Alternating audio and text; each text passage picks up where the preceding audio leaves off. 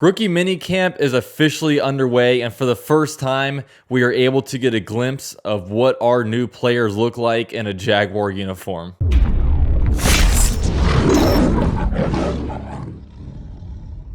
So rookie minicamp is here, and it already started off on a better note than last year because, as we all remember last year, rookie minicamp and all the OTA activities were completely virtual.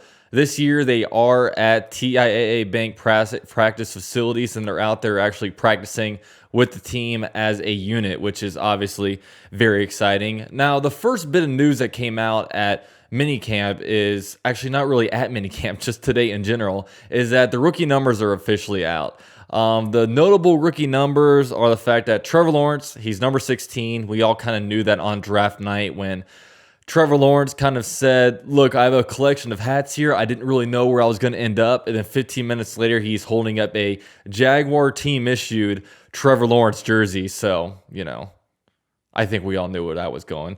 So Trevor Lawrence, he's repping number 16. We're all very excited about it.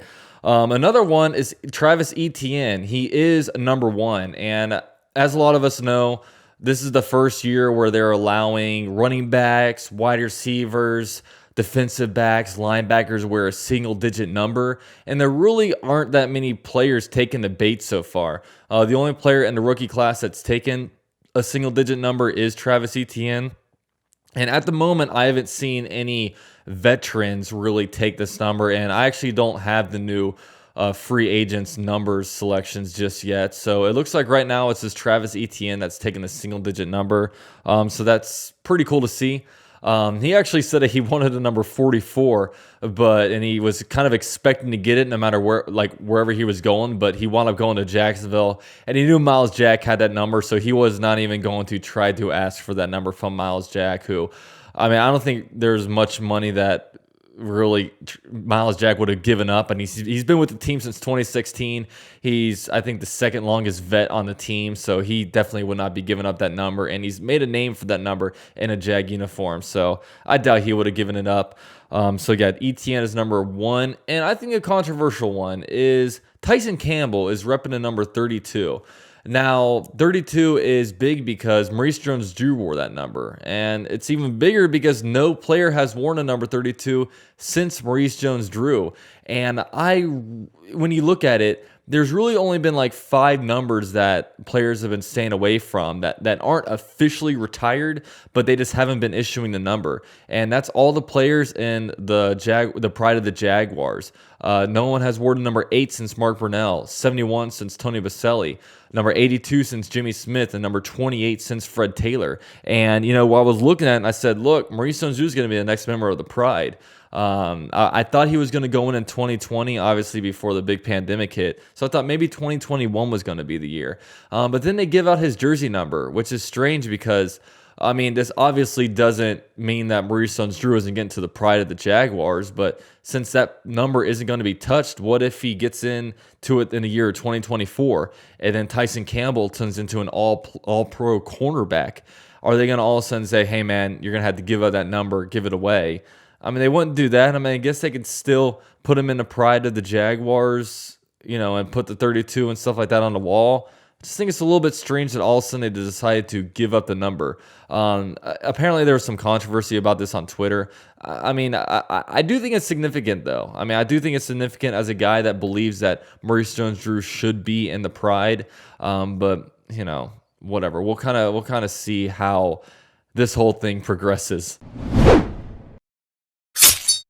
So the cool thing about rookie minicamp is we got our first glimpse at Trevor Lawrence, the golden boy wearing this red 16 practice jersey and out there throwing balls and, and the Jaguar logo on his helmet. And honestly, it still doesn't feel real. We're going to be at the point where he's a Super Bowl champion. He's going to get his second contract with the Jaguars, and it still won't feel real.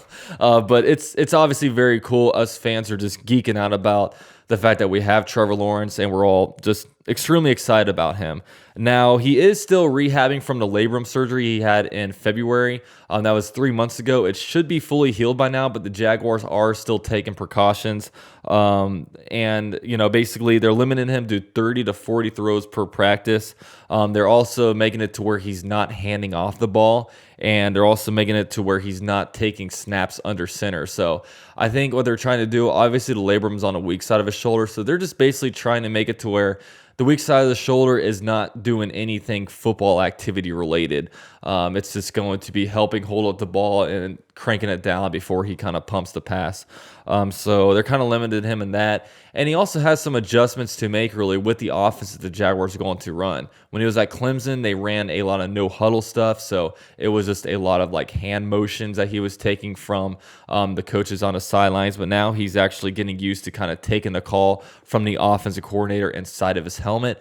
So that's a little bit of adjustment to do, but I think he's going to adjust just fine. I mean, he's a very smart quarterback, and I trust this whole process 100% with him. So just a few different things about Trevor Lawrence, but they said by phase 3 of the whole the minicamp OTA series, he should be able to be a full go. But at this point, obviously, dark day in Jaguars history was when Dante Fowler Jr. first day of rookie minicamp tore his ACL, so maybe they're trying to kind of stay away from the demons of the practice squad or the practice field where this horrific event went down. But cool seeing Trevor Lawrence. He did have media availability today, so just talking about his experience with finally being on the Jaguars practice field.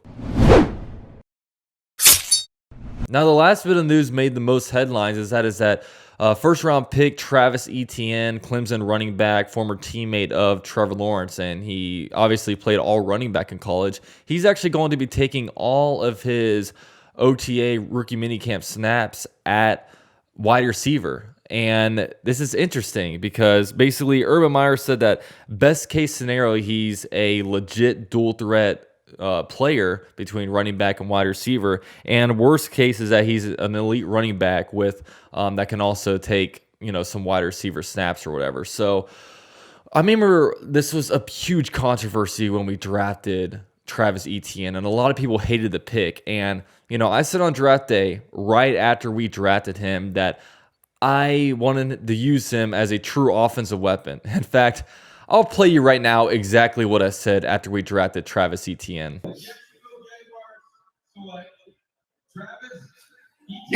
Etienne! Oh my gosh, dude, we got Clemson running back Etienne.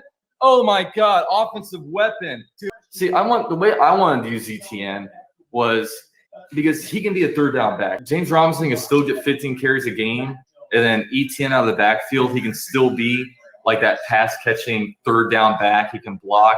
But I also think, hey, okay, we can line up, split him out, and then pull him over, line up in the slot.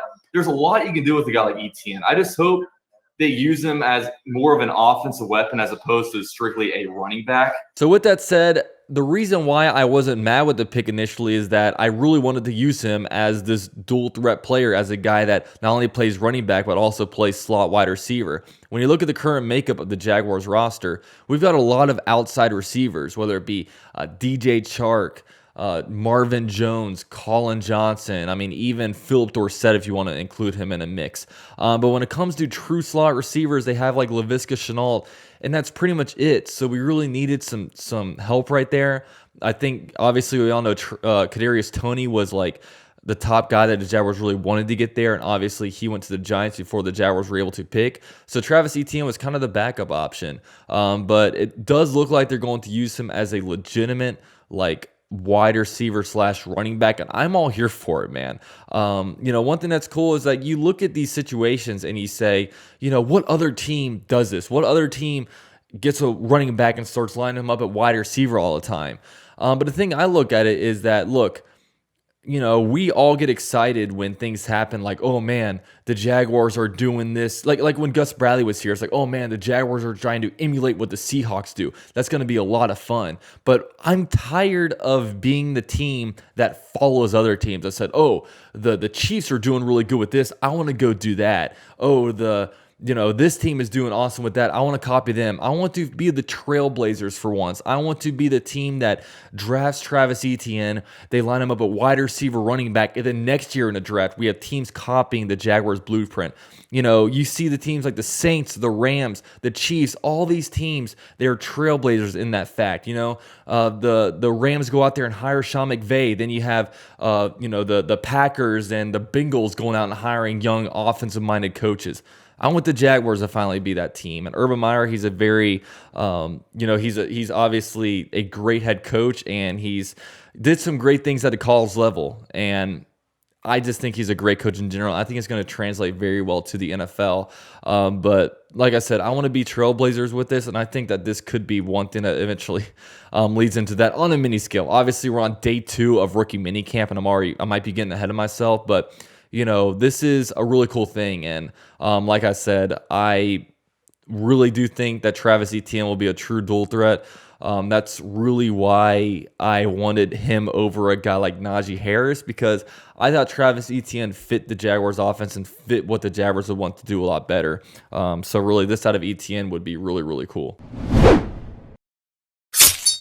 So with that said, that's about all I got. Unfortunately, with rookie minicamp and OTAs and even training camp, one thing that drives me nuts is that we don't get to see the practices or anything. So in most cases, we have to either only rely on press conferences to know what's going on, or we have to rely on like the local media that has availability there to really know what's going on. And it leaves small little YouTubers, not even living in Jacksonville like me, kind of out on a limb where I have to basically just kind of tell you what I'm hearing. You know what I mean? I can't take anything that happens factual because, you know, I'm a guy that likes to actually watch and form my own opinions on it all. But that's really not the case, I guess, in this situation. So I guess I'm at a slight disadvantage because of that. But, you know, it's all good. I'll keep you guys updated with everything that's going on. And it's going to be a lot of fun, man. It's May right now. So we got 4 months until the Jaguar season starts, and I really can't wait for it. Thank you guys for watching, and I'll catch you guys in my next video. You guys watched the whole video. Really appreciate that. You guys can subscribe to the channel for the best source of Jaguars news on the YouTube platform. Also follow me on Twitter and Instagram at UCF_Jaguar. And you can become a member of the channel for as low as $3 a month for exclusive channel content. Thank you guys, and go Jags.